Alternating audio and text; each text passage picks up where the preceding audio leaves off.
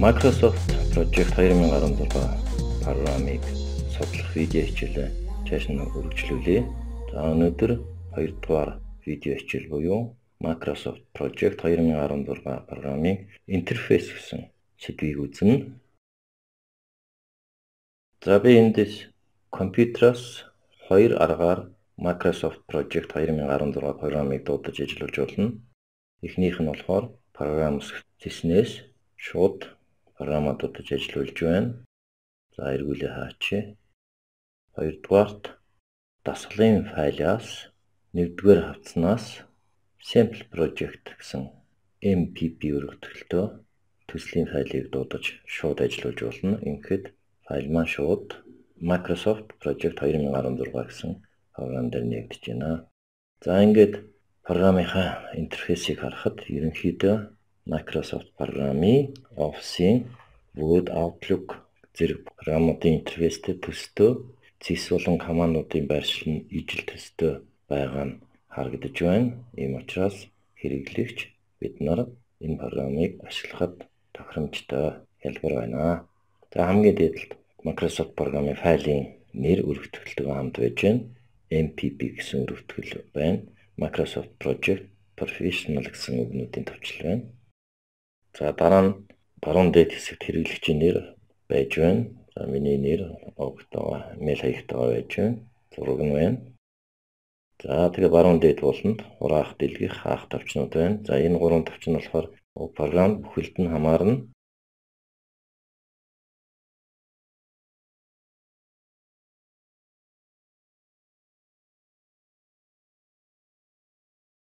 За түүний доор хоёр товчон зөвхөн энэ төсөлд энэ файлд бол хамаарч байгаа. За дараагийн хэсэг болох зэсний тууз буюу ribbon гэж англиар яриад байдаг. Тэр хэсэг байж байна. За тэгээд tab ч гэж хэлээд байдаг энэ file, task, resource, report, project, web гэсэн табууд дээр дараад тавшаад явхад тухайн таб бүрд харгалзах командууд тэр доод тууз хэсэгт нь гарч ирж байна. Эхний 6 зэснээс гадна формат гэсэн зэс байна. За энэ нь болохоор контекст мэдрэмж өгөх зэс байна. Өөрөөр хэлбэл аль хэсгийн идэвхжүүлснээс хамаарат формат зэсний дээр байхад хэрэгслийн нэр нь өөрчлөгдөж байгааг анзаарч байгаа бах. За хугацааны хуваар гэсэн хэсгээр туршилт хийхэд timeline tool гэсэн идэвхжсэн байна.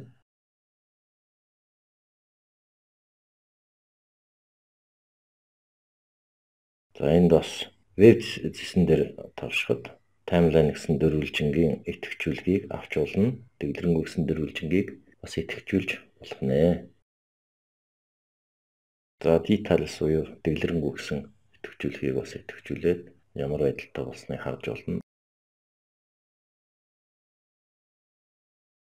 За зүүн дээд хэсэгт болохоор дээд болонд хурдчилсан аргаар энэ командуудыг шууд дуудах icon буюу жижиг үлсвэр зургийн командууд байж байна.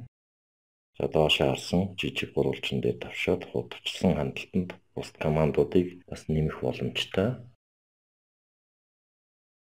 За жишээ нь open гэсэн мөрний урд идэвхжүүлгийг идэвхжүүлж өгөхөд хурдчилсан зэсэн дээр командуудын зэсэн дээр open гэсэн хавцны зураг icon гарч ирсэн байна. За web буюу харагдсан командыг нэмж оруулж өгч болно. За доош харсан сум дээр товшоод их олон сонголтууд харагдаж байна. За буцаагаад хасъя гэвэл web гэсэн мөрний урдлын идэвхжүүлгийг авна.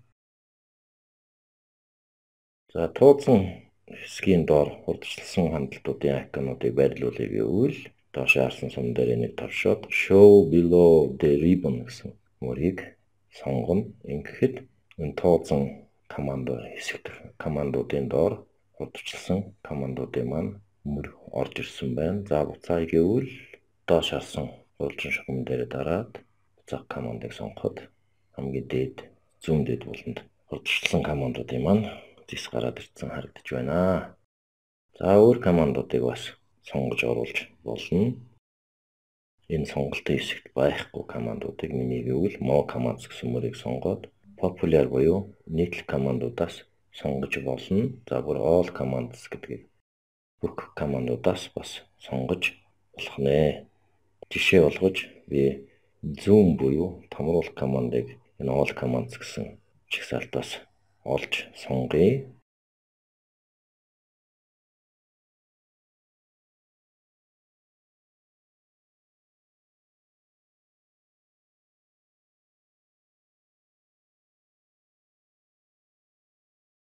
За zoom гэсэн командынхаа мөрийг сонголоо. Add буюу нэмэх гэсэн товчтой товчлоо. За тэгээ OK гэсэн товчийг товшиход хурдчилсан хандлт хэсэгт томруулах шилний зураг өгөх icon ороод ирсэн байж байна. За доошоо харсан жижиг гурвалжин дээр нэг товшиход 2 3 командын сонголт энд харагдаж байна. За zoom командыг хасыг үл заагаад командуудаасаа zoom үрээ сонгоод remove буюу хайрлах гэсэн товчтоор товшноо.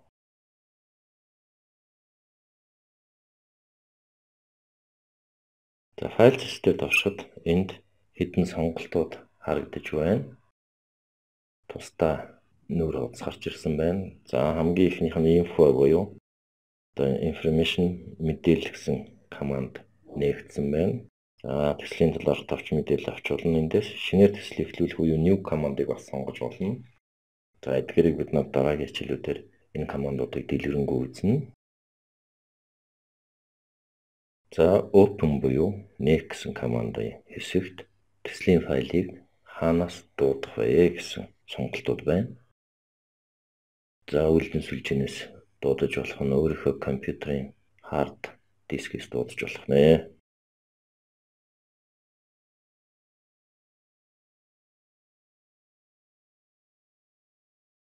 За save as гэсэн команд гэж байна. Төслийн файлд өөр нэр өгөөд хадгалж болох нь. За print буюу хэвлэх гэсэн командаар хэвлэхтэй холбоотой сонголтууд гарч ирсэн байна. За share буюу хуваалцах гэсэн командаар төслийг мэйлээр дамжуулах боломжтой нас харагдаж байна. Төслийг өөр форматаар экспорт хийх боломжийг export гэсэн хэсэгт оруулж гисэн байна. Төслийн файлыг хай гэвэл close командыг ашиглана. За account гэсэн хэсгээр таны Windows дээрх одоо account тохируулгууд болон програмтай холбогдолтой аккаунтууд гарч ирсэн байна. Options гэсэн хэсэг тухайн төсөлтэй холбогдолтой ерөнхий төлөв байдлуудыг харуулсан байна. За ийм байдлаар Microsoft Project 2016 програмын интерфейсийг хурдчилсан байдлаар бид нар үзэж дууслаа. За дараагийн хичээлдээр бид нар жишээ төслийн файлыг оруулж ирж үзэж түүнийг судлах болно.